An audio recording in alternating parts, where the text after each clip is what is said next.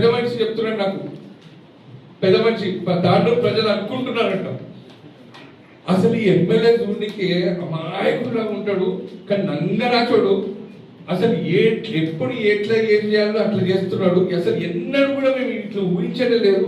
అసలు అది ఏం రాజకీయమేమో అందరి కథం చేసి పడేస్తున్నాడు, పక్క నుండి సపోర్ట్ చేస్తున్నాడు, అంటే వాడుకొని పడేస్తున్నాడు.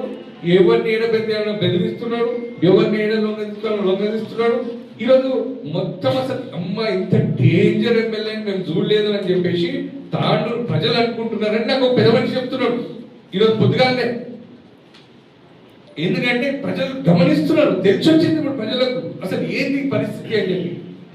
ఇక ఎన్నికల రోజు అయితే మీరు చూస్తూనే ఉన్నారు, ఎన్నిక రోజు అసలు ఎంత జరిగింది. ఎన్నికలకు ఒక రోజు ప్రచారం అయిపోయిన తర్వాత, ప్రచారం ముగిసినప్పటి నుంచి ఎన్నికల పోలింగ్ అయ్యేంత వరకు మరి వాళ్ళు ప్రతి వార్డులో ఏ విధంగా అరాచకాలు చేసినో మీరు అందరు గమనించారు, మనం అందరం చూసినాం. ఇక పోలింగ్ రోజు అయితే డైరెక్ట్ గా పోలీసులను బెదిరించుడు, అధికారులను బెదిరించుడు, దొంగ ఓట్లు వేయించుడు, 7 కిలో బస్సులు తిప్పిడు. ఆ రోజు పొద్దుగా 6:30 ట్రైన్ చూస్తే అది 7 కిలో చించోనికలో 7 కిలో వచ్చింది. ఆ ట్రైన్ 7 కిలో వచ్చిందా, పొద్దుగా ట్రైన్ ఏదో వచ్చింది కదా ఆ రోజు. చితాపూర్ ట్రైన్ మొత్తం ఎన్నడంతమంది దిగారట. ఆ రోజు మొత్తం ట్రైన్ దిగొచ్చి ఎవరింట్లో ఇప్పుడు ఆ వార్డ్ నెంబర్ 22 ఒకటి, వార్డ్ నెంబర్ 29 ఒకటి, ఇట్లా కొన్ని పాకెట్లు ఉన్నాయి. మొత్తం తీసుకొచ్చేసి ఏదో బందిపోట్లను దాచిపెట్టి ఇద్దరిని ముగ్గురిని బయటికి పంపించి ఓట్లు వేయించుకున్నాడు, దొంగ ఓట్లు.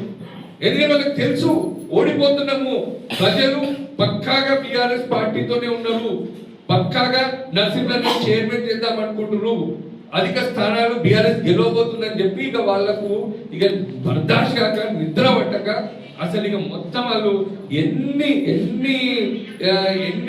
తెగించాలో అన్నిటికీ తెగించిండ్రు అని చెప్పి ఈరోజు పొద్దున పెద్ద మనిషి చెప్తున్నాడు. అమ్మ డేంజర్ ఉంటే సిద్ధపూస అనుకున్నాం, వచ్చినప్పుడు ఏదో మంచి చేస్తాడు అనుకున్నాం, కానీ ఈయన చూస్తేనేమో మొత్తం అసలు ఉల్టా.